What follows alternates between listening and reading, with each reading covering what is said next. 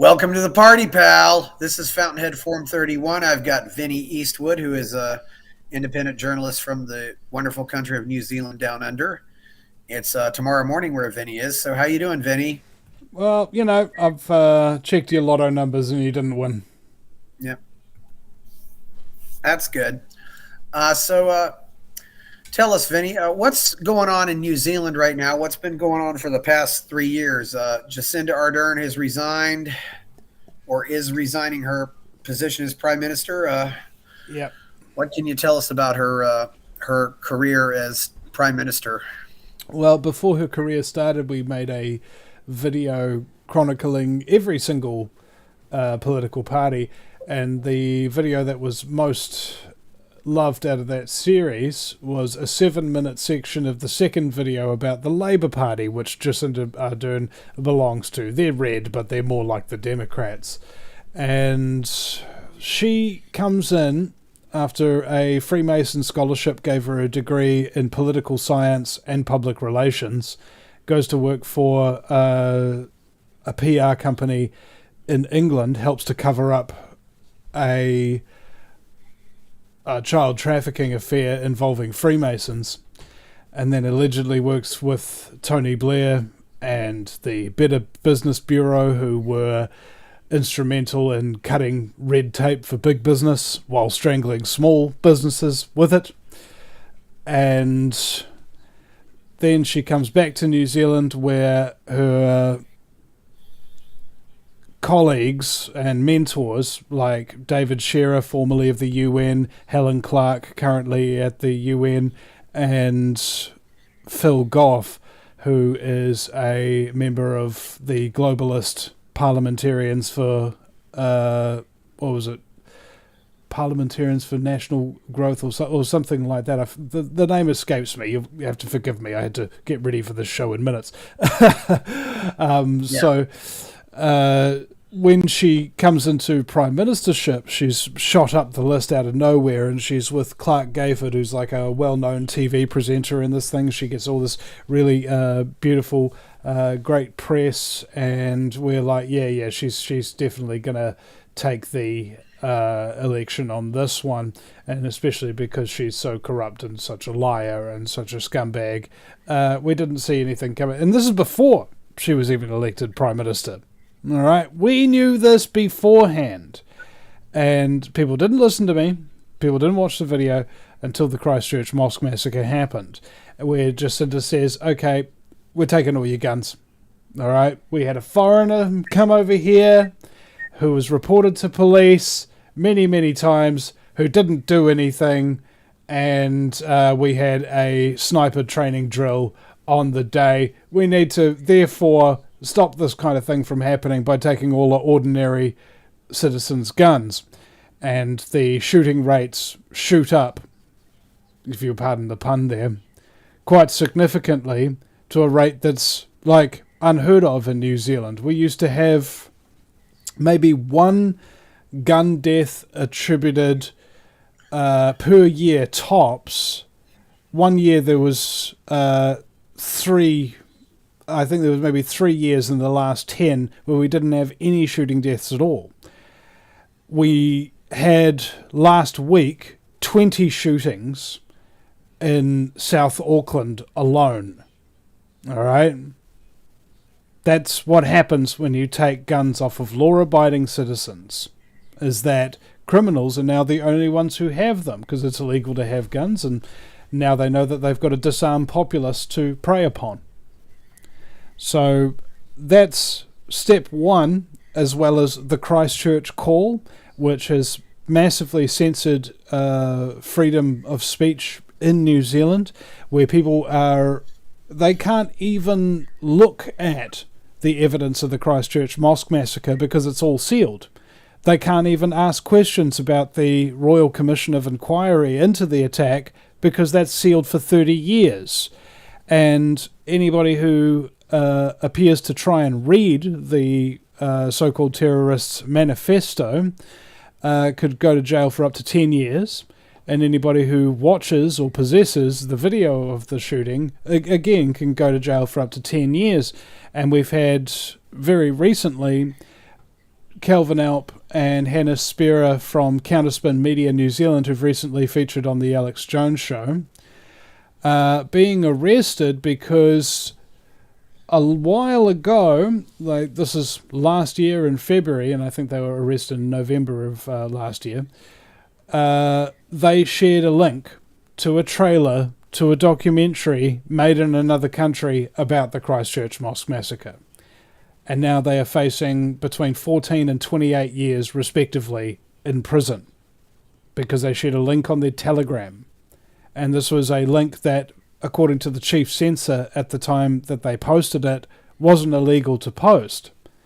And after it was made illegal, incidentally it was made illegal the next day, nobody warned them or told them about that from the authorities.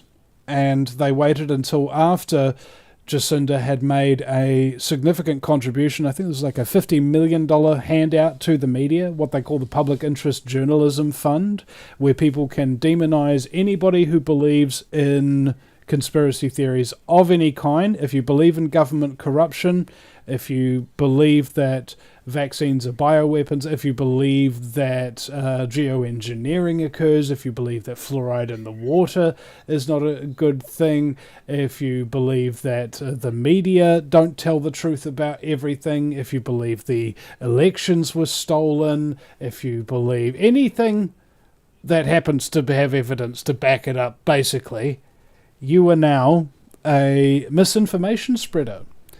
And the government will finance documentaries, which, of course, Hannah and Calvin did appear in, called like Fire and Fury, where they basically launched a massive smear campaign against all the dissenting truth voices of this country. Myself and my colleague Billy TK excluded. Felt kind of left out. Anyway, since then, we've also had the COVID-19 Health Response Bill launched at 4 o'clock in the morning with almost no parliamentary debate, which has superseded the Bill of Rights. So myself, I got arrested for protesting peacefully and speaking an unpopular opinion, and they even charged me with remaining silent in custody, which is a 3 months prison term. I'm currently facing charges of up to 6 months in prison and $4,000 worth of fines for that protest that we did in lockdown, specifically protesting the government lockdowns, which they did with almost no notice, like 6 hours notice. We've got a single case of the Delta variant. The entire country is going into level 4 lockdown. Right, it was just like that. It was unbelievable. So we protested the next day outside Television New Zealand, our main broadcaster here, and then after our arrest, we were held for 28 hours. We weren't allowed to call loved ones or anything like that, which was very difficult for me because it was rent day the next day, and my wife at the time, Sarah, didn't have her the passwords to the bank account to pay the rent, and so we wound up having to live under, I think, 6 weeks of bail conditions whereby we were not allowed to access the internet, not allowed to have a internet capable device. The police had confiscated my phone and Billy TK's phone as well. They kept it for 9 months, and we couldn't leave the house either and go for a walk down the street. And we had bail checks every day. The cops were turning up, well, almost every day. Cops were turning up at like 11:45 a.m. bap bap bap on the door, shining a flashlight at me, just making sure that I'm home.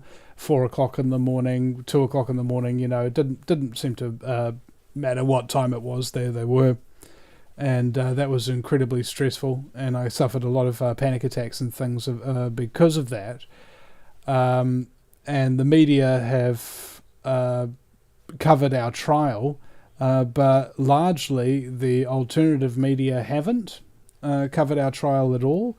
even though it's relatively significant case, because our case proves, especially with our guilty verdict, we're going to be sentenced on 30th of March, that New Zealanders do not have any rights anymore. They don't have the right of free speech due to the Christchurch call. They don't have a right to defend themselves. That's why they took all the guns. And you certainly don't have a right to peacefully protest. So if you wanted to resist the government in some way, you cannot do any of those things. All right? That's how tyrannical this country has become. And it is with, great regret that I had to be one of the people who gets arrested and goes to court and all of that kind of thing to prove all this, because I prefer just having fun conversations, in the studio, stuff like that, David Icke or Mark Passio or James Corbett or Max Egan, one of those guys, and getting out there and in the thick of it and protesting. Yeah, I do that all the time and I'm really good at it, but never decided to take it to the point of arrest. And the reason why we did decide to take this to the point of arrest is because Kiwis did need to and deserve to know the truth, that they're not free. They're slaves. 100% locked, loaded slaves, and they have to wake up to the fact. Otherwise, they'll continue to be slaves, forever. And Jacinda Ardern has been quoted as saying, "We are the single source of truth. If you do not hear it from us, it is not the truth." She's been saying that people who are online keyboard warriors are unacquainted with personal hygiene, and they wear superhero costumes that are baggy in all the wrong places. When she was asked about whether or not the vaccine mandates would create a two-tier society where if you're vaccinated you have rights and when you're unvaccinated you don't have rights, she says, yeah, that's what it is, yep. When she was campaigning for election, she said, in response to the question, do you think cannabis should be legalized in this country? And she said, absolutely yes. Didn't even stutter. And a lot of cannabis growers who are what we call green fairies, where they grow medicinal cannabis and they give it to people who are sick, they don't even sell it most of the time, came out to support Jacinda in her campaign publicly. 3 days after Jacinda was elected, all of those green fairies were visited by the police and had all their plants taken off of them. So they could not supply people who needed that medicine, and charged them with possession and cultivation and ruined their lives.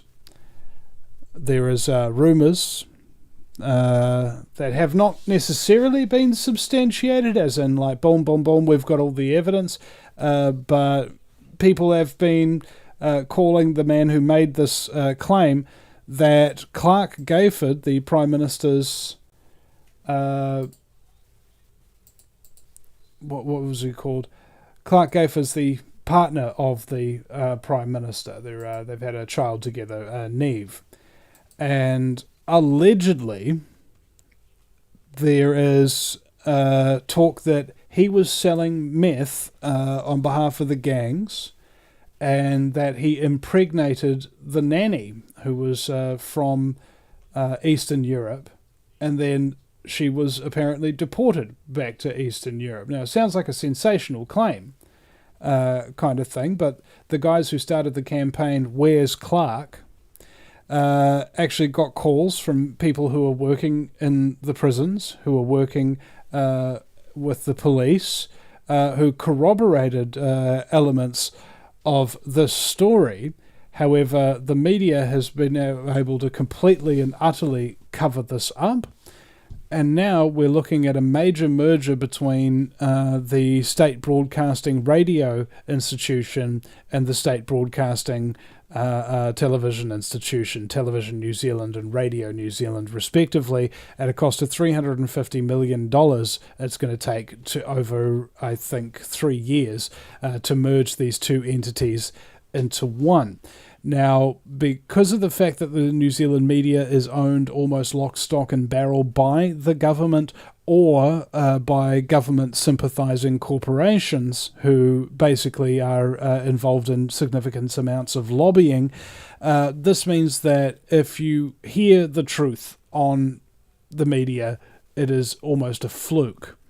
And if you hear the truth on the internet with the censorship and shadow banning and things of that nature that's happening to the voices who speak out in this country, that also is a fluke.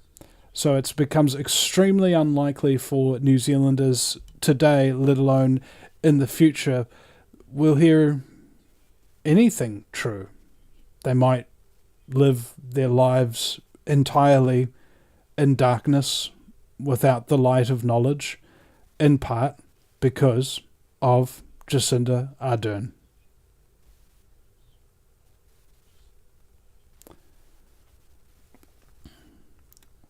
So there you have it.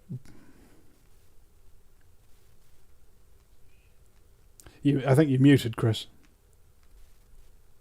Was it this bad with Jacinda's predecessor, or did it just fall off a cliff once Jacinda took over? Oh, it was really bad during her predecessor's years, but when Jacinda came in, we hadn't seen anything like it. Yeah. So yeah, are a lot of these corrupt politicians in New Zealand groomed elsewhere, like England or places like that, or do they? Yes. In 1954, I believe it was, the American Broadcasting Corporation aired a piece about Freemasonry and how they indoctrinate and internationalize families, powerful families that have a lot to lose but also have good reputations and things of that nature, and how they send them overseas for internationalist training and then export them back to their country of origin where they implement their globalist ideals. And that's precisely the story of Jacinda Ardern, precisely the story of previous Prime Minister John Key, who came from Wall Street. Okay, yeah. So, a lot of Americans, even in the free speech movement, even in the free speech areas, don't seem to know that much about the Christchurch call. But people definitely should, because it's basically, well, it's an open conspiracy. I mean, you can look up the Christchurch call on the internet and see all these partners, and it's a partnership between all of these countries and all of these big tech companies, basically to censor the internet. So it's made a lot of these big tech companies agents of the government. I mean, as far as I know, most of the big tech companies are involved with it. I mean, Amazon, Google, YouTube, Vimeo, I believe. Yeah, I don't want to accuse anybody falsely, of course, but Vimeo, Quant, some of these other. I mean, there's a bunch of big tech companies. I mean, really, it's kind of in some ways, you might say it was the end of big tech when these companies got involved with it. The supporters. I mean, it's if Amazon, Google, Zoom, Dailymotion, Facebook, Quant, Twitter, Line, Mega, Clubhouse. I mean, lots of organizations out there on this. You may want to try to stay away from the organizations that are in on it. I don't know exactly how they're going to do it, but it's probably going to be done mostly through artificial intelligence. So, do you think New Zealand is the worst country of the English-speaking world, or do you think Australia is worse? Or well, I mean, I'm a New Zealander, and I'm basically I have an oath to say that obviously Australians are worse. But anyway, as far as corruption is concerned, New Zealand might be the worst on earth. I've seen stuff happen in this country that you just wouldn't believe. Yeah. And the court watchdogs and things of that nature that I used to hang out with back in the day kind of like schooled me about how things really are in this country. You can have, for example, a trip overseas to go on business, and then when you come back, your lawyer has sold your company, like just out from under you, and pocketed all the money for himself. And so what you do is you go to court and you try to sue this guy, but it turns out that the judge that's presiding over your case is one of the former lawyers of the guy who sold your company. And you think, man, that's a conflict of interest. And the judge says, no, it isn't, and then rules in the favor of the defendant. All right, you could just waltz into this country if you're in the right groups and the right clubs and things like that, and you can just mess people's lives up. You can take anything from them. You can murder people and get away with it in this country, just like that. It's a former banking colony of England. Okay, and we have a lot of money laundering that goes through here. New Zealand was mentioned 66,000 times in the Panama paper leaks. Now, that means that basically organised crime is running this country, and if you are very surprised at any point that there's a huge amount of corruption, that is due primarily to Transparency International's annual perceived least corrupt countries list. Keyword there is perceived, because what they do is they send out a questionnaire to the member countries, and the membership of Transparency International, who are some of the worst and most egregious scum you could ever conceive of, are the ones who fill out that form and send it back to Transparency International. Okay? It's like going up to a gangster and saying, hey bro, have you got any corruption going on in New Zealand? And New Zealand goes, nah bro, no, we don't, hey. And then sends the form back blank. Then you get published as one of the least corrupt countries in the world, which suckers in a lot of people who think that it's safe here, who think that their money is safe here. Yeah, so it almost, I mean, this sounds like Mexico. I mean, but obviously, but nobody there speaks Spanish. I mean, it's also interesting because New Zealand is only about 4 or 5 million people, and you would think that a smaller country would have parliamentary representation that is closer, to the people. For example, you have 120 members of parliament, so that would at least, you would think that you might have a lower ratio of people to members of parliament, but that doesn't seem to have made a difference here, in spite of the fact that New Zealand is a small country. It sounds like it's, or is it because there's just so much money coming in from outside that corrupts things? Yeah, I would probably say it's just the way our parliament is set up. It's what you would call a sovereign parliamentary dictatorship. So that means that once you're elected, you're in power, you can do anything you want and nobody can stop you. Okay? If you want to get rid of our access to the Privy Council and set up a new judiciary and stack that judiciary with people that you've handpicked, in New Zealand you can do it at 4 o'clock in the morning. Just like any time you want. Anytime, day or night, you can pass a law and you can change and alter fundamental rights and freedoms and structures in this country. Just like that. It's no problem. No problem at all. And the police are indoctrinated. Most of them are very young, don't have very good, life experience and so on and so forth. So they just kind of swallow what they're told, and they're not very well educated about what to do. I mean, they get trained for one day with firearms. Okay, that's their training to qualify as the police officer. I mean, my goodness, you need months, sometimes years, before you've really mastered any kind of firearm. And these people are so incompetent that the first time that we armed the police following the Christchurch mosque massacre, the first time a officer discharged his firearm is when he accidentally shot himself in the arse, sitting down. All right. I mean, I don't want to, point fingers at the New Zealand police and say that you guys are stupid. I don't want to do that. Yeah. But it's like a police officer comes up to you and he says, "Have you got any weed on you?" And you go, "Well, I don't want to lie to you."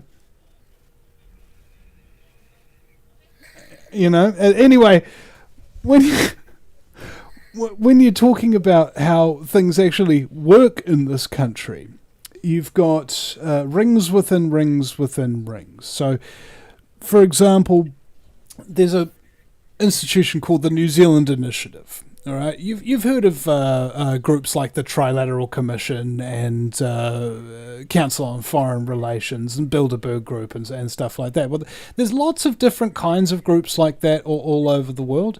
And one of those groups in New Zealand is called the New Zealand Initiative.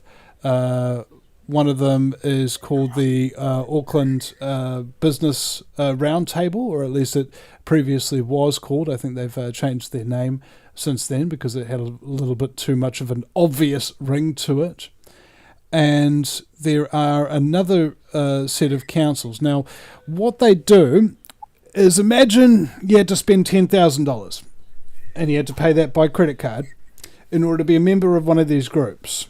And the memberships are all the top, most powerful, most well-connected individuals in the private and the public sector, as well as being represented by members of the most powerful corporations that operate in this theatre of the world. And they have meetings together that are behind closed doors, that are completely secret, all the frickin' time. And there's multiple groups like this, and many of the members and corporations that are parts of one group are usually parts of the others as well. So this is what you would call the secret government, the shadow government. And they'll come up with their ideas, they'll put things into play, and the government just basically carries it out. It's what the famed activist Penny Bright called state capture. It's a very specific type of corruption where you have your corruption so ingrained in a nation's parliament that you have influence at the policy level. Now, in order to restrain anybody from doing that, that's how they keep control nationally, but how do they keep control locally? There's another council where each and every local city council has to go to approve their own law changes and local municipal audits and so on and so forth. Now, that council that I'm talking about is a private corporation, and its members are major banks and things of that nature, and foreign companies who, yay or nay, anything that comes through a local council that they want. So, yeah. So with a completely indoctrinated, one might even be saying fascist and moronic police force to back up this kind of systemic corruption, it really doesn't look good for New Zealand. And just remember that this country is a test bed for all of you. And if it's happened here, it will happen to you. It currently is probably happening to you, and you're facing exactly the same problem. The difference is in New Zealand, it's just a smaller country, so it's sometimes much easier to see things in a much smaller place because people talk in a small town, don't they? Well, it's also easier to implement it in a smaller country. I mean, is there any local sovereignty? I mean, do you have local sheriffs who have authority in their towns or their counties, or does everybody have to get the approval of the king or queen, prime minister, Jacinda, or whoever's there? Well, there's a number of different groups and people out there who, what would you call them? You wouldn't necessarily call them separatists but they're kind of like sovereignty activists, so on and so forth. They've got their own licenses, they've got their own passports, and they've got their own flags, and their own licenses for motor vehicles, and so on and so forth. And they go around saying that they're free, and they've got their documents to prove it. And all they have to do is put up with regularly being thrown in jail for short periods of time, and having all their assets taken off them, and all of their kids taken off them, and their homes taken off them, and being raided regularly. So, they're freer than most. Yeah, that's what I mean, though. I mean, for example, in America, in the United States of America, we have 50 states, and then those 50 states are divided up into counties, and every county has a sheriff, and that sheriff is basically the top cop in the county, and then the sheriff is elected. And we've had cases where the local sheriffs have said, "I'm not enforcing these laws coming down from on high." Yeah, no. And there hasn't been a whole lot that the people above them could do about this. No, we have a national police force. It's one law for all, and anybody who tries to squeeze their way out of it gets the short end of the stick. Generally speaking. So there's no local police. There's no. I mean, they're trying to a certain degree to nationalize the police here too. Not in any. There's still a lot of local police too. There's no local police like sheriffs and what in any official capacity. There's a couple of guys who are driving around with trucks who call themselves the local sheriff and stuff like that. Yeah. And I don't know how elected they are or what authority they have from the community or whatever. They're just calling themselves that. So. Yeah, I just wondered because New Zealand's up, because. I mean, a lot of America's traditions, come from England. And of course, New Zealand. Some of New Zealand's traditions come from England, but it sounds like it's went in very different directions in some ways. Well, yeah, because we didn't have a revolution to throw off the crown. We had a crown sign a treaty that they broke, and basically just like happened when the crown broke treaties with the Native Americans and stuff like that. Did the crown keep up their end of the bargain? No. And is there still a lot of fighting that goes on between the indigenous New Zealanders and the descendants of the English versus the descendants of the people who were there before? There's some very pissed off pockets of humanity out there in this country who are all for one side or the other, that kind of thing. But most people just really don't care, and they just want to get on with their lives and stuff like that. And racism just isn't a thing.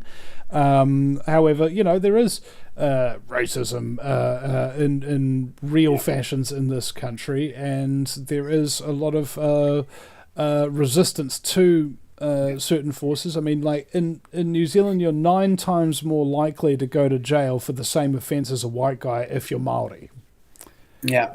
And the statistics, don't lie. Those are just the way things are. Yeah. And, it's a tough thing. And now everybody in New Zealand's really scared to talk about race issues and things like that. Really scared of it.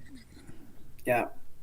How much of a divide is there, say between Auckland and Wellington versus the people living in the smaller towns? In New Zealand, we have a saying that if you're from Auckland, you're called a Jaffa, just another effing Aucklander, right? And there's kind of like some sort of predilection in my countrymen to sort of poo-poo and look down on Auckland and that kind of thing. It's the largest city in the country by far. And this is where the vast majority of New Zealand's immigrants come to. Out of all the Pacific Islands, we have the most Pacific Islanders living in Auckland, New Zealand. And out of, I think, the rest of the country, we have close to 90% of the country's international immigrants. So lots of Chinese people and Indians and so on and so forth. And it's basically become very much divided. You can't tell which country you're living in anymore. Winston Peters, who was ousted out of Parliament, but he was also the person who helped to get Jacinda Ardern elected in the first place. He once talked about immigration in New Zealand. Now, we were having about 50,000 immigrants a year coming into New Zealand, and that's when we had a population of about 5 million. Now, in contrast, Finland have like 14 million people in their country, and they had, I think, maybe 500 immigrants a year. So, and Winston Peters was talking about this like in the 2010s, like I think maybe 2011 he was talking about this. And now, I mean, unprovoked, I've had people come up and tell me, Vinny, I've just come back from overseas after being over there for however many years or whatever, and I don't know what country I'm in. All right, because I don't see it used to be just Pākehā, which is white New Zealanders, for lack of a better word, and Māori. That was pretty much all we had here. But now we've got every colour and shade under the sun. And when you're campaigning in elections and things of that nature, there's a good percentage of the population who don't know what you're saying because they don't speak English. So so the immigrants are still coming in spite of what's happening with New Zealand recently with all the COVID restrictions and all this other stuff? Oh yeah, they've stepped it up even. So New Zealand so they still see New Zealand as a desirable place to come, though, is what you're saying. Oh yeah, I mean this is the end of the world, man. And where do people want to go in the end of the world? They want to go to a nice Western island chain nation that has beautiful scenery and stuff like that, so that they can wait out everybody else in the rest of the world in the Northern Hemisphere, in particular, slaughtering each other. That makes sense, though. If you think about it, Australia and New Zealand have been, insulated from some of these other things. Australia saw some action during World War II, but there definitely hasn't been as much down there. If you were going to wait out the apocalypse, that might be a place to wait out the apocalypse. Yeah, like for example, Australians worry about boat people and stuff like that. There was this big thing, even though there weren't any, being able to make it to Australia. New Zealand has, to my recollection, never had any ships or boats or anything full of illegal immigrants ever turn up because it's just too remote. Yeah, I didn't know. But New Zealand has that unique place though where it's not really large enough that it supports its own manufacturing, right? I mean, you don't really have a lot. I mean, a lot of the things like refrigerators and microwave ovens and.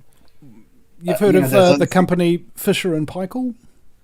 I mean, is there any kind of how much manufacturing is there in New Zealand? We used to manufacture all the fridges and washing machines and stuff like that with Fisher and Paykel. We used to manufacture Toyotas and various other cars and stuff. We used to manufacture tools. We used to manufacture lots of things in this country. Oh, really? But the whole principle of globalism is that each and every successive prime minister since 1967 with Rob Muldoon have sold strategic assets of this country to make it completely and utterly dependent on international trade. So we did have a manufacturing base, and we did have a good brand name, which was made in New Zealand, but now it may as well say made in China, because the vast majority of any manufacturing that goes on in New Zealand is made by Chinese companies that have come here and purchased our stuff and then send all the profits back to China as well as the produce. Yeah, I wasn't sure. I mean, it's obviously a small country. I mean, it's who are some of the companies based in New Zealand that we in America might know? Are there any big ones? I mean, I can't really think of anything that comes out of New Zealand that I would know. Have you heard of Weta Workshop? Weta Workshop, no. Have you heard of the Lord of the Rings? Oh yeah, Lord of the Rings, yeah, certainly. I mean, that was movie making, yeah. Yeah. Have you heard of Avatar? Oh yeah, Avatar. So you had some movies made there, yeah. That's understandable, yeah. So the Weta Workshop is probably one of the premier. I mean, you've seen Star Wars, right? Any of the new Star Wars movies? Yeah, okay, yeah, that's cool, yeah. So they subcontract, and if you go through the credit roll and you wait till the end, you'll see where all the digital design workshops and things of that nature have blended in, and Weta Workshop's almost always there in the big Hollywood blockbusters. But those are the ones you might have heard of. As far as the rest of them, I'm not 100% sure if Anchor Milk or any of these things, because it's all internationally marketed. Now, I believe at one point the one thing that's really the most important brand label in New Zealand is the All Blacks. The black with the silver fern on it. That's kind of instantly recognisable, kind of worldwide. But yeah, as far as companies you guys would have heard of, you definitely haven't heard of Snacker Changi chips, and you definitely should. You probably haven't had any twisties or rations. I don't know about like confectionery and stuff like that. I don't know, Cadbury cream eggs. Have you ever tried? Oh yeah, Cadbury cream eggs. Do you think the person coming in after Jacinda is going to be just as bad, or even possibly worse, or do you think there's any hope now that she's leaving? I don't know. Somebody's put in the chat here, Steinlager. Have you guys heard of Steinlager? No? No, I haven't heard of them. Oh, well, it's a beer. So do you think things will get? I mean, do you think things will okay, get now better? with Chris Hipkins, he's the new kid in town after Jacinda is, and apparently they knew about a month beforehand whether or not Jacinda was stepping down, and they'd already made the changes so that he could immediately pick up the slack. Where she said she would be out by at least February 7th, and she was out like nearly a week ago. And so, yeah. Now, Chris Hipkins has been quoted as saying he basically wants to hunt down and vaccinate everybody who is not wanting to be vaccinated. All right, so if that doesn't bode well. And he's been friends with Jacinda Ardern for a long, long time, ever since the days of when she was in Socialist Youth International, which is a communist organization designed to indoctrinate youth and then turn them into communists and then send them back to their country to convert it into communism. Whoa, how did this happen? So I can't say for sure if it's going to be better or worse. Like, frankly, she doesn't have much to leave in the gap, because she is such a rock star personality. Everybody, everywhere. You can't frickin' walk around or go in a supermarket in this country without her face plastered all over every single woman's magazine kind of thing. You cannot avoid it, all right? Jizzy Ardern, you just see it everywhere, all right? And in elections, it's even worse, all right? Every single corner, you go around, it's just boom, Jizzy in the face. You go around another corner, boom, Jizzy in the face again.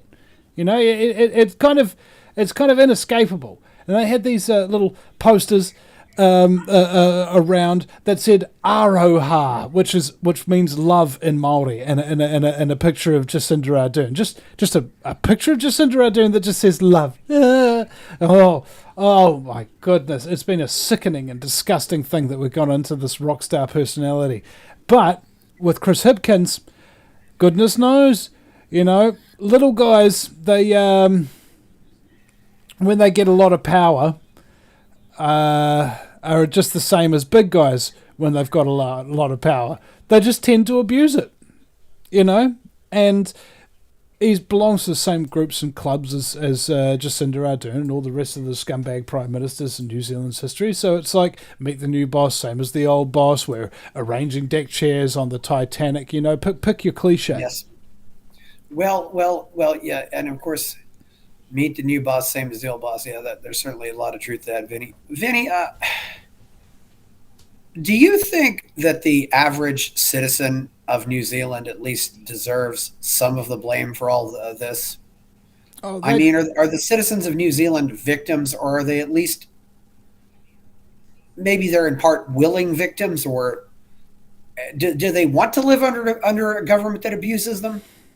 I mean, have a look. The answer is obvious. Yes. Yes, New Zealanders are cowards. Yes, New Zealanders are stupid. Yes, New Zealanders are lazy. Yes, New Zealanders are apathetic. They don't care. They're not brave. They're not bright. They're not moral people. New Zealanders, by and large, the vast majority, are just trash. Bad people. Now, I say that and it sounds very, very harsh, but I've lived here my entire life and I guarantee you it's true. And all you got to do is have a 5-minute conversation with these people about politics, and as, what was it, Winston Churchill once said, the best argument against democracy is the 5-minute conversation with the average voter. Well, yes, and of course, there's also, what Jordan Peterson has also said, do not fear strong men, fear weak men. And if you have weak men like this, some of the people that are coming into the prime ministership, it's not going to look good. Has it always been this way, or do you think it's just gotten worse, say, in your lifetime? I mean, was it like this 50 years ago? Was it like this 100 years ago? Oh yeah, it was like this basically the whole day since day one. I mean, there was once a time when I think during the Depression and stuff like that, the New Zealand government wasn't so bad. But it's always been about oppressing the local population and keeping it in control as a Bank of England colony for the Rothschild family. Yeah, it's always been this way to a degree. It's just at the moment it's gotten so ramped up with the progress of globalism because people in New Zealand are too weak, too stupid, too cowardly, and too frickin' apathetic to do anything about it. This is the 4 horsemen of the apocalypse right there. Does it create a situation where the best people leave New Zealand and maybe to England or go to Australia or go to some other country? And yeah, if you want to meet the good New Zealanders, stay where you are. All right, like New Zealanders travel the world. The best New Zealanders. I don't really know that many New Zealanders over the years. I don't know Lucy Lawless. I mean, that's my cousin. Of course, Lucy Lawless made comments praising Jacinda Ardern, so I naturally wonder how good she is. Well, she's my cousin, and oh, really? Yeah, first cousin. Oh my goodness! I did not know this, Vinny. This is a very interesting thing. Yeah, your Xena the Warrior Princess is your first cousin. I will show you. Just keep talking to the audience, and I'm just going to grab something off my wall for you. Yeah, sure, Vinny. I'll gladly. I mean, this has been a pleasant surprise for this interview. I mean, obviously, I wanted to talk about politics, but if you're related to Lucy Lawless, that's pretty cool.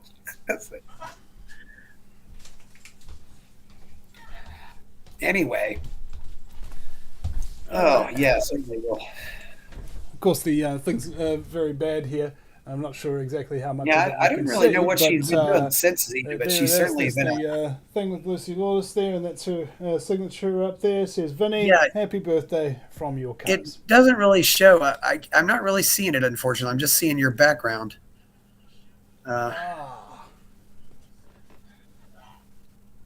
Oh yeah, there's the picture. I see if some of her other blacking out in the background or something like that.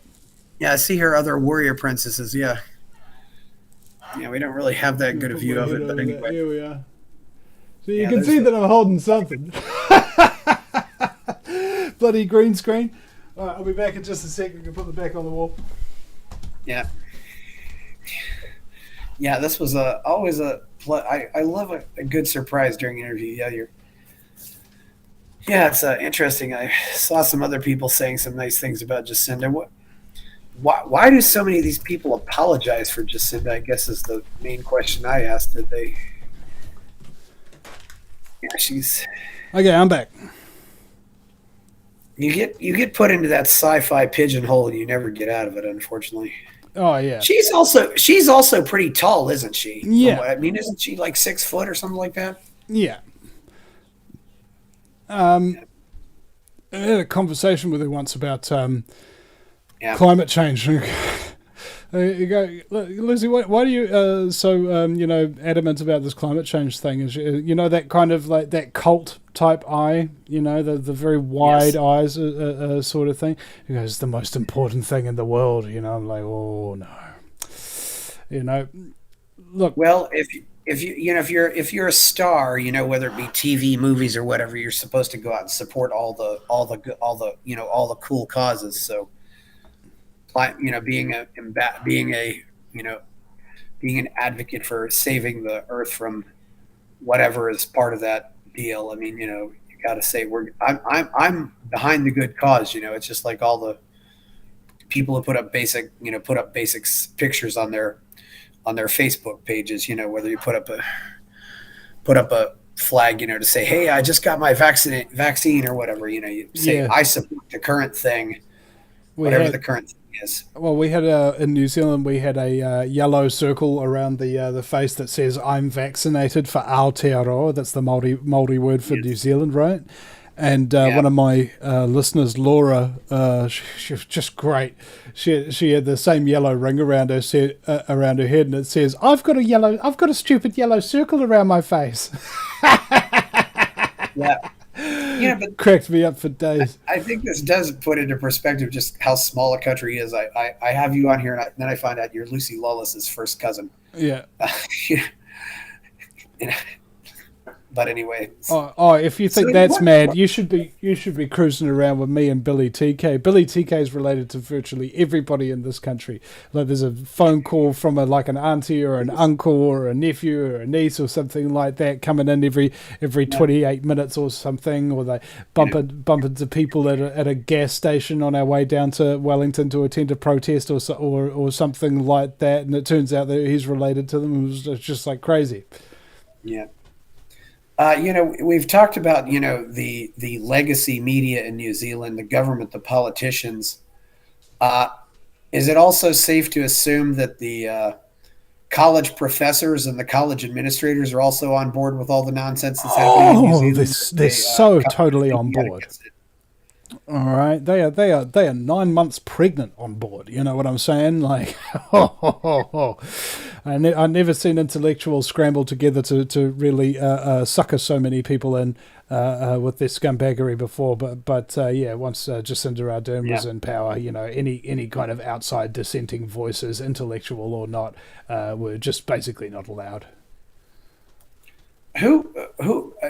Obviously you, Billy TK, who were the main dissent against the COVID regime in New Zealand, or how much was it? Was it 5% of the population? Was it not even that high? Or who was dissenting against all this? Well, at the height of the election, I think we were in lockdowns and stuff like that, and Billy TK was number one, and I was number two. I've always been here, since, well, not always, but since like 2008. I've been on the streets and interviewing people and stuff like that. I've got like maybe, Yeah. I don't know, a couple of thousand interviews with a couple of thousand people. And it's all gone now, all deleted. So I was pretty high up. I was the only one, let alone being number one. And then Billy came along and took number one spot. And then me and Billy got arrested. And then Chantel Baker took the number one spot. And then Counterspin Media came along and took the other number one spot. And in between there was Liz Gunn, who was pretty up there for a little bit of time with the Baby Will case. And I think we've got a bunch of larger and lesser people. Sue and Kiwi are good, and Karina Ruiz, and who else? I'm forgetting that. DK, of course, DK. Or as DB123, he's in the chat room right now. Yeah. He's always on. He's always streaming. He's done more streaming than I think anybody else in this country ever has. He's been doing 24-hour streaming for like nearly 2 years now. Is it DK? I think. Oh yeah. And that's incredible, man. Like, I've never seen anybody do that much streaming. So it takes a good noggin in your head to handle that kind of job. So we've got some good people here in New Zealand who are doing a lot of good work.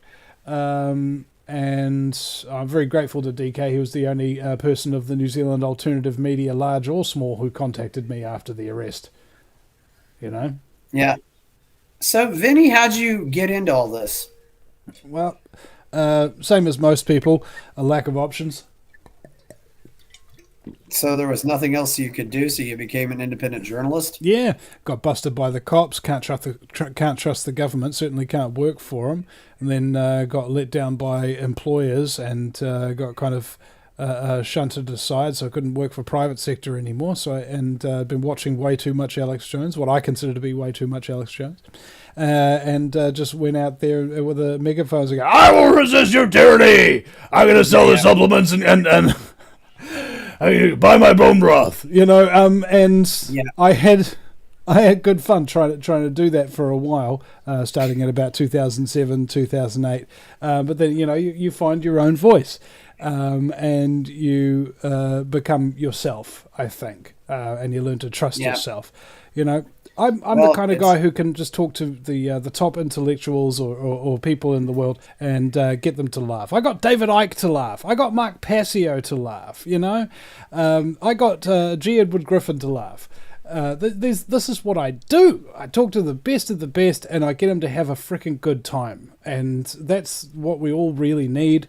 yeah, At the end of the day, in the truth movement, is that if you're not having fun while you're doing the show, your audience isn't having fun either. yes. If you got if Passio is somebody who probably would not laugh easily. So if you got Passio to laugh, I'm impressed.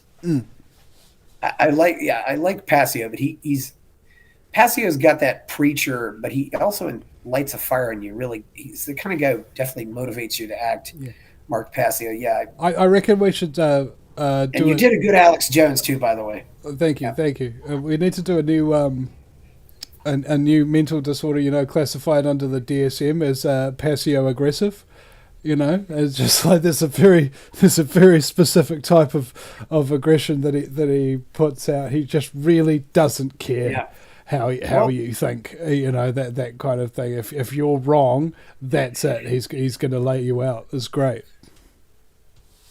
Passio does have that. I think he was a preacher in the Church of Satan or something for a while, so he's definitely learned how to be the preacher, which is good, a good and a bad thing. I just wondered if there was any particular event that inspired you to, get into journalism, or if there was anybody who inspired you, or any of your heroes, or any books you read, or maybe you just, started watching Alex Jones and you decided you wanted to be the Alex Jones of New Zealand. Yeah, but it turns out I became more like the Luke Rutkowski of New Zealand. Okay. Yeah.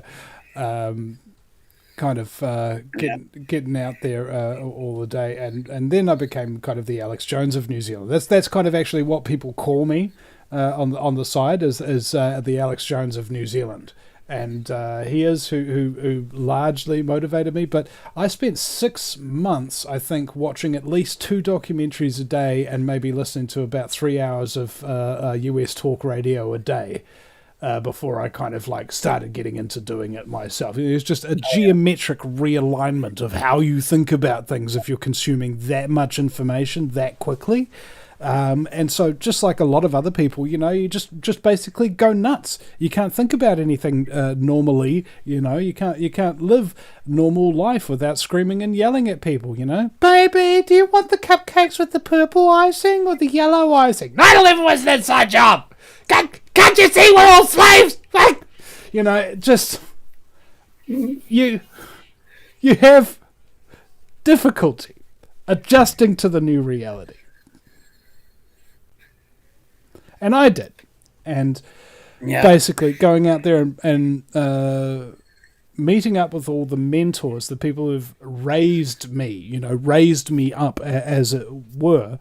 A lot of all those people I saw on the Alex Jones show and just sent an email out. It's like, hey, would you be interviewed by me? And they're like, yeah, sure, fine. I'm literally not getting paid and nobody listens to me anyway, so I'm going to come on the Vinny Eastwood show. I don't know who the fuck that is, but, Yeah.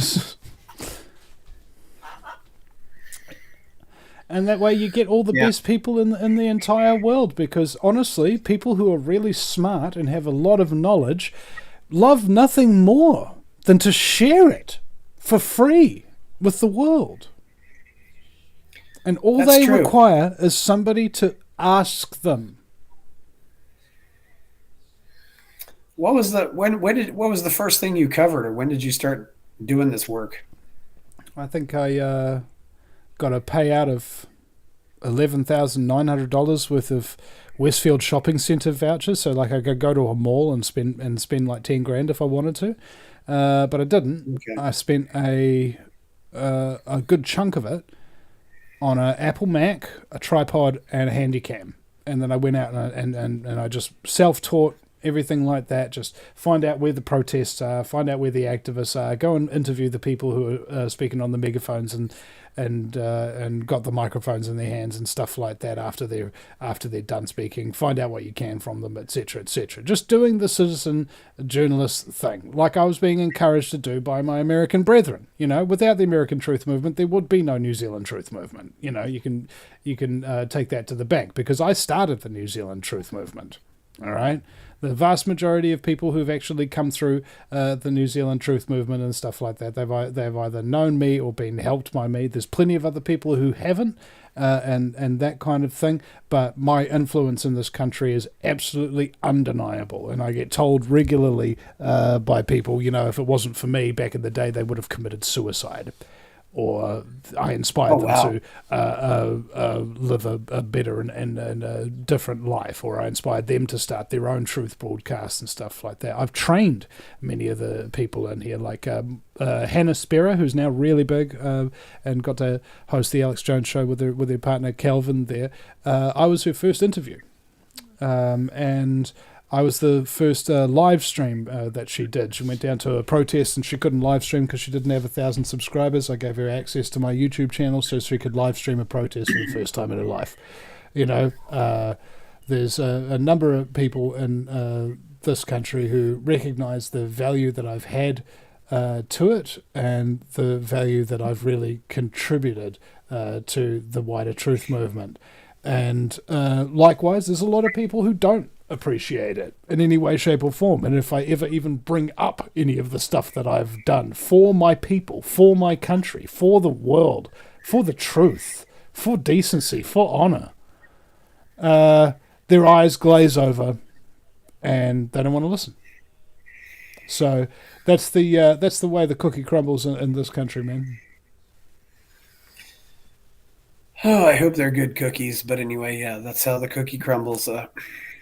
Anzac cookies. So, what gives you hope in New Zealand? What do you think could maybe make New Zealand turn back into a country where there's freedom and justice and no corruption, as opposed to the New Zealand that you live in now? Okay, well, I'll just respond like this.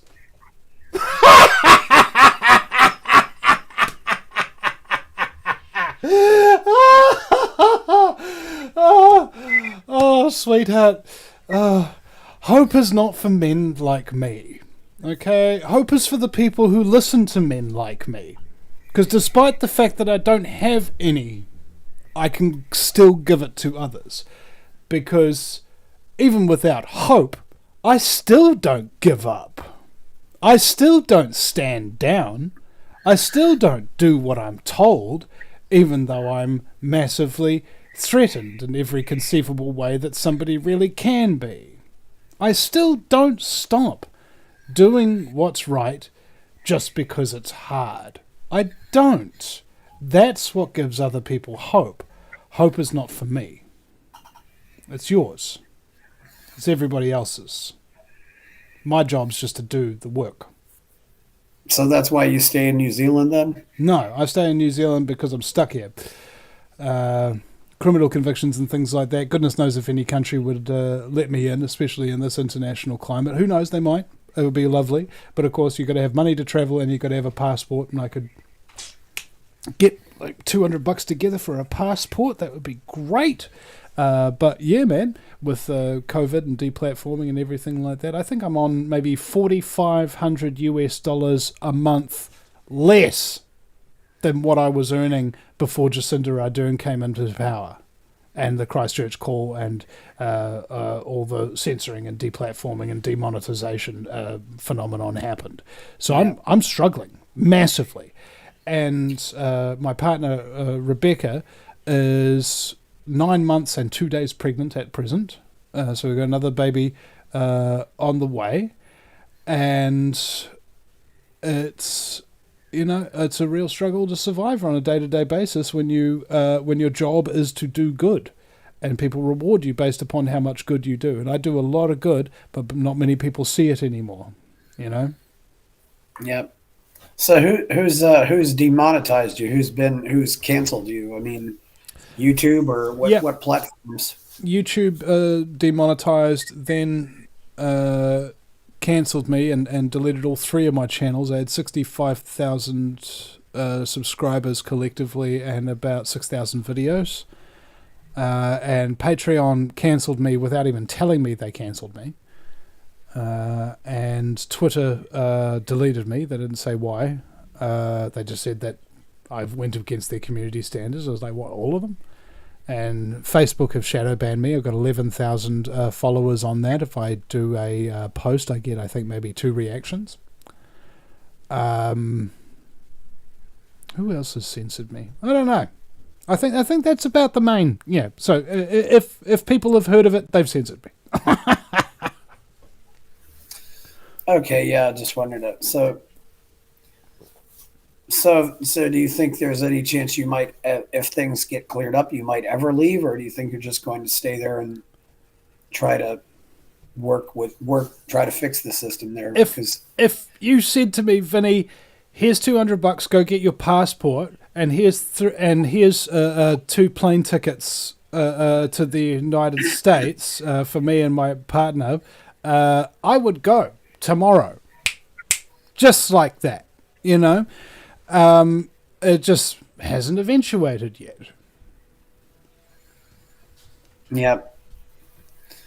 Oh. And then even if I decided to go and then did turn up, then they asked me about any questions and stuff like that and criminal history, and then I got to worry about what's going to go on there. Will they let me in? Will they not? You know, with my criminal history, you know, because I've been busted for selling cannabis, possessing cannabis, and for protesting peacefully. So, you know, it looks like a clear troublemaker to me, to anybody. You know, it's just like... Oh, yeah. Getting back to Christchurch, do you think that was a false flag of any kind, or do you think that was just one crazy guy acting on his own?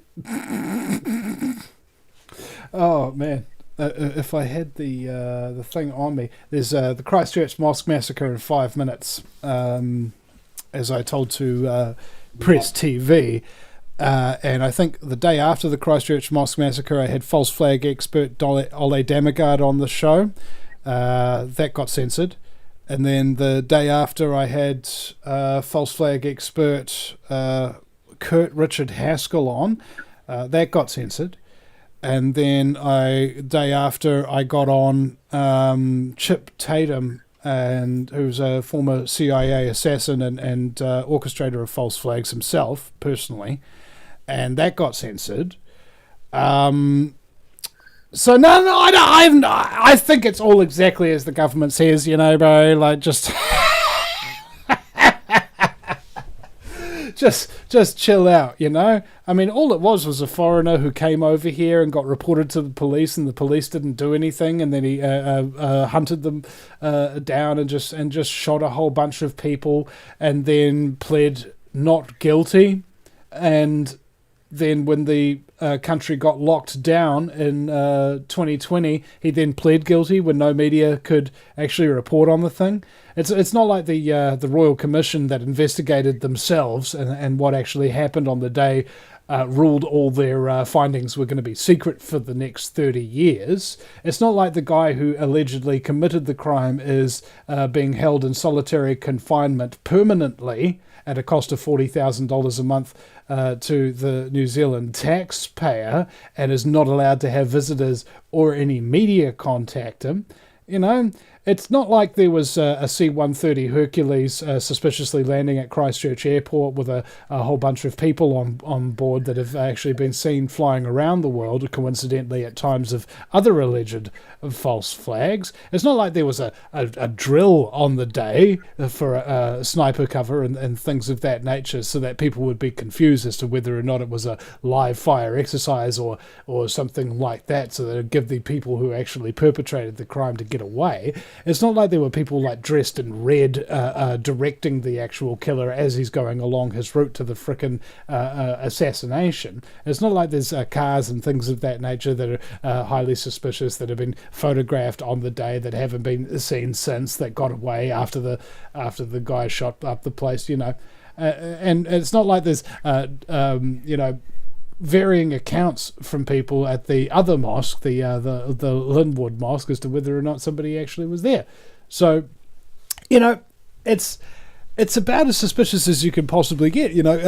Kurt Richard Haskell, he wrote out, I think it was 40 points about how you can tell a false flag is a false flag. And these are 40 things that would happen during a terrorist attack that would not happen at all, probably, if the terrorist attack was genuine. Now, I ran through the media coverage and all of the things that have been publicly reported on the day. Out of the 40 points, on day one, I think there were about 26 things that could not possibly happen in a genuine attack that we recorded from day one.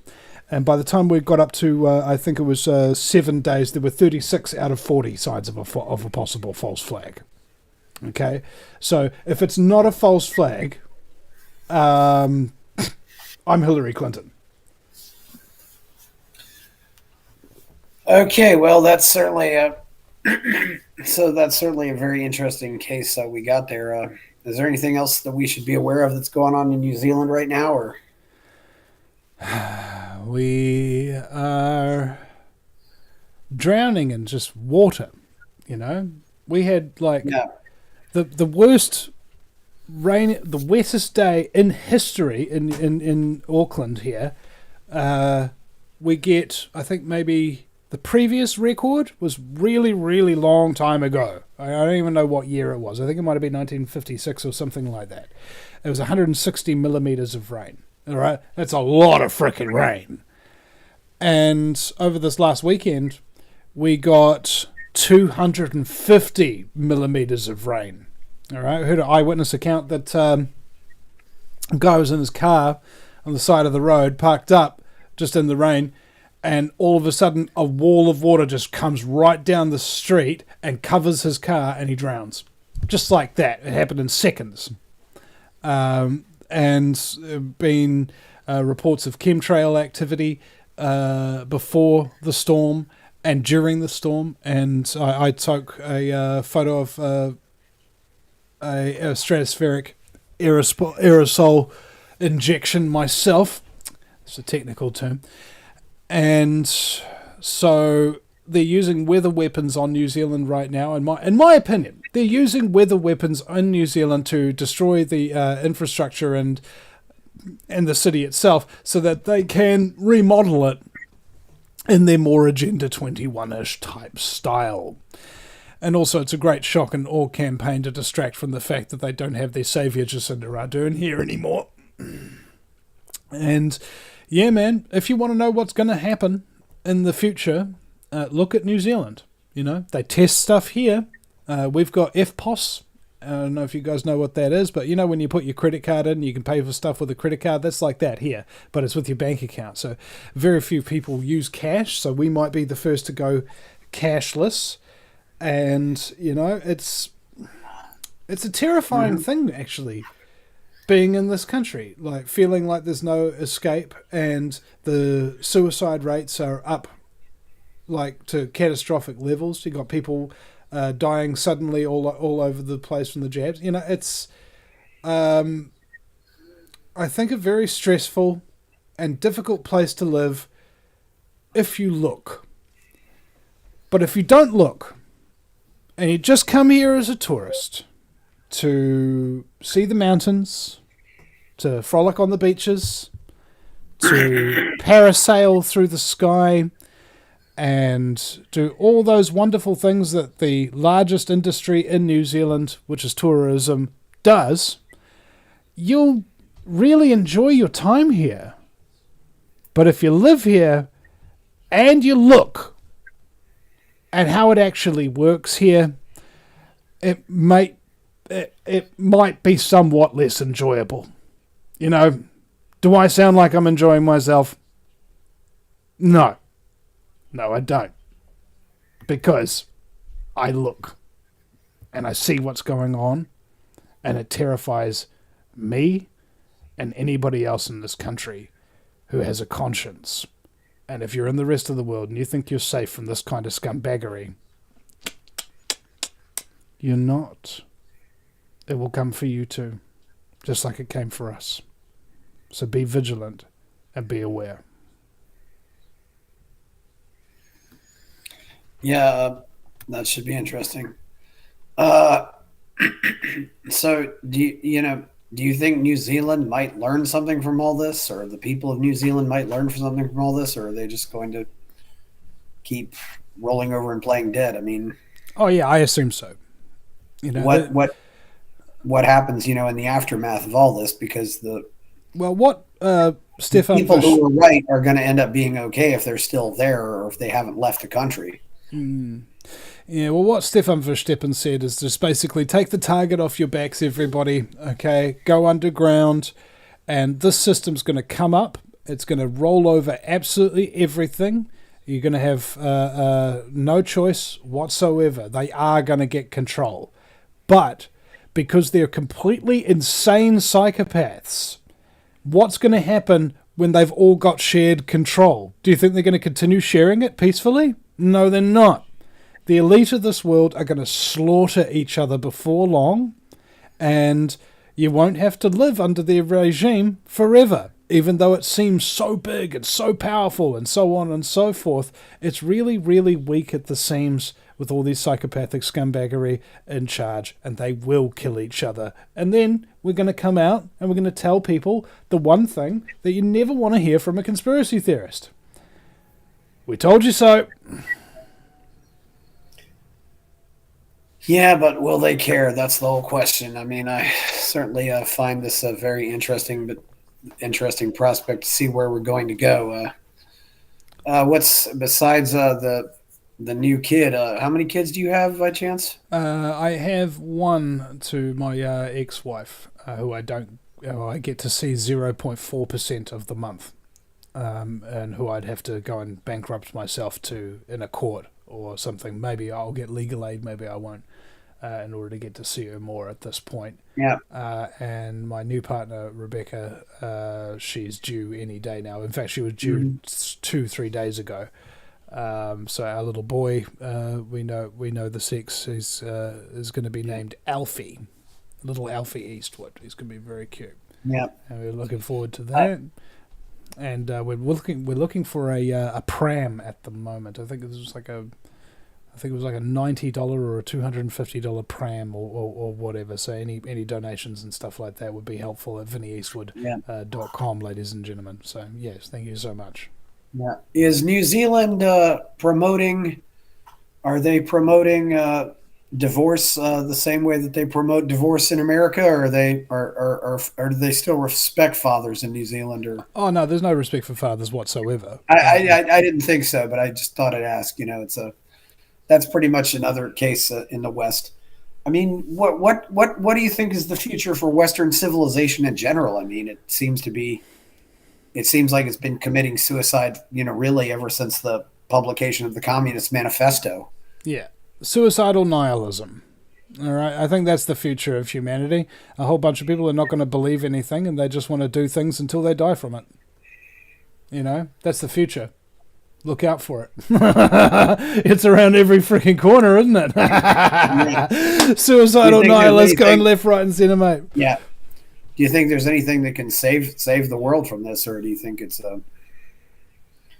or is there just nothing, or is it just hopeless? I mean, well, like I said, like Gandalf said, there never was much hope, just a fool's hope.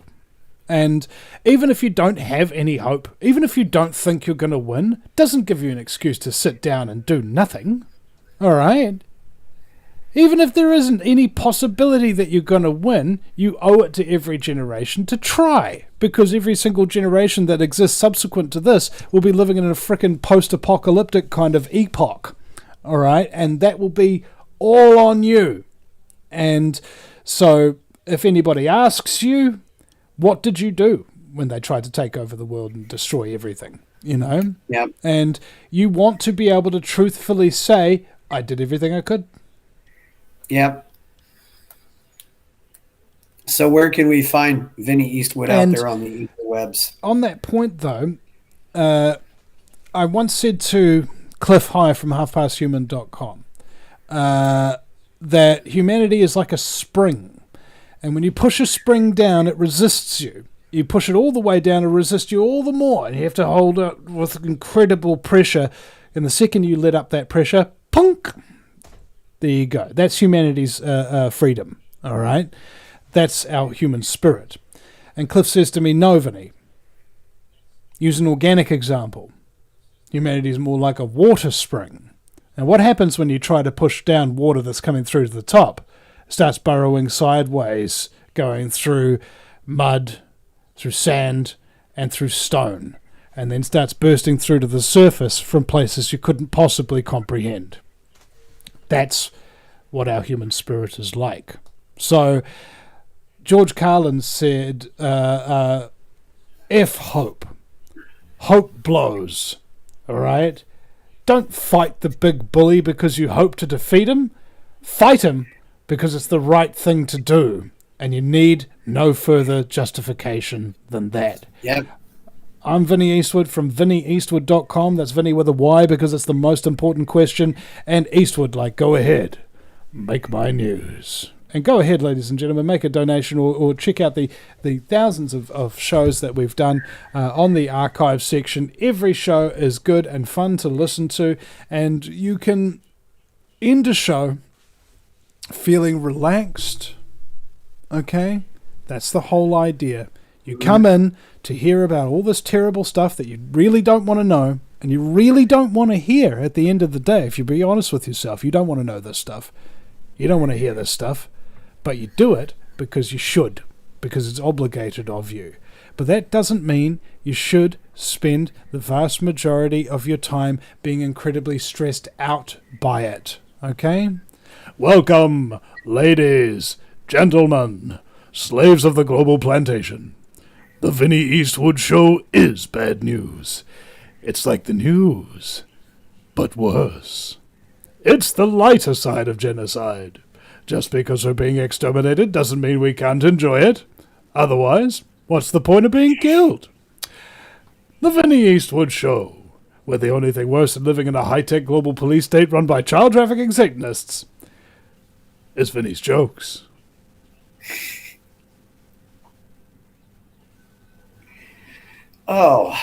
We need more journalists like this. If it's not going to be fun, then what is the point? Oh, well. Let's hope for the best, Vinny, in New Zealand. It's been good having you on here. I'm Chris Baker. Please hit the like button, subscribe, go buy my novel, Escape from the Village, and we've had a really good show here, and I'm going to sign off. And thanks for coming in, Vinny. It's been great having you. So, thanks, brother. I appreciate it. peace out. Yeah, and thanks for the voices. So, bye-bye.